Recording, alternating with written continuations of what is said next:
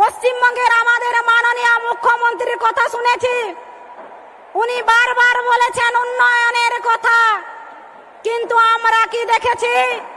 পশ্চিমবঙ্গের চারিদিকে এত উন্নয়ন হয়েছে, আমাদের যে ঘাটাল, সেই ঘাটাল এখনো পর্যন্ত জলের তলায়। আর গ্রাম বাংলায় যদি দেখেন, বড় বড় গর্ত, যেখানে সাইকেল পেরোয় না, যেখানে পায়ে হেঁটে পেরোনো যায় না, চারিদিকে দেখবেন খানাখন্দে ভরে গেছে। আর এই বর্ষাকালের দিনে মানুষের এত অসুবিধা যে মানুষ পায়ে হেঁটে পর্যন্ত পেরোতে পারছেন না। আর পশ্চিমবঙ্গের যুবরাজ বলছেন যে 31শে ডিসেম্বরের মধ্যে উনি বলেছিলেন যে ঘাটালকে উনি এমন ভাবে বানিয়ে দেবেন, যত কোটি টাকাই লাগুক না কেন উনি ওনাদের টাকাতে করে দেবেন। কিন্তু আজকে ঘাটালের মানুষ দেখতে পাচ্ছেন যে কিভাবে ওনারা ঢপের চপ দেন। আজ এই ঢপের চপ শুনে পরে ঘাটালের মানুষ ওনাকে এমপি করে, ওখানে যে দেব বাবু আছেন না মহানায়ক, সেই দেব বাবুকে ভোট দিয়ে আজকে ওনারা জলের তলাতে এখন বসে আছেন।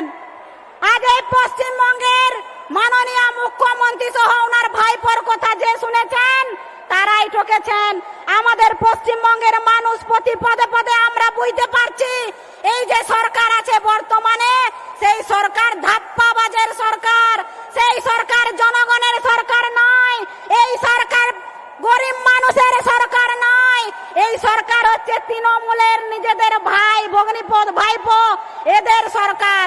কারণ আপনারা দেখছেন পশ্চিমবঙ্গে যে আমাদের শিক্ষকরা, এই শিক্ষকরা রাস্তায় বসে আছেন তাদের ন্যায্য চাকরি পাওয়ার জন্য, আর সেই শিক্ষকদেরকে পেটাচ্ছেন এই আমাদের রাজ্যের মুখ্যমন্ত্রী তথা পুলিশ মন্ত্রীর পুলিশেরা, যারা এই শিক্ষকদের কাছে শিক্ষিত হয়ে পুলিশ হয়েছেন, তারা আজকে সেই শিক্ষকদেরকে পেটাচ্ছেন। এই হচ্ছে এই পশ্চিমবঙ্গের অবস্থা। তাই এই পশ্চিমবঙ্গের যিনি চোরের রানী আছেন, সেই চোরের রানীকে উৎখাত করার জন্য আমাদের ভারতীয় জনতা পার্টির প্রত্যেকটি কার্যকর্তা, যারা চোখে চোখ রেখে লড়াই করছেন, যারা কাউকে তোয়াক্কা করেন না, যারা পুলিশকে চোখে আঙুল দিয়ে কথা বলেন, এই মঞ্চের থেকে আমি সকলকে নমস্কার প্রণাম জানাচ্ছি।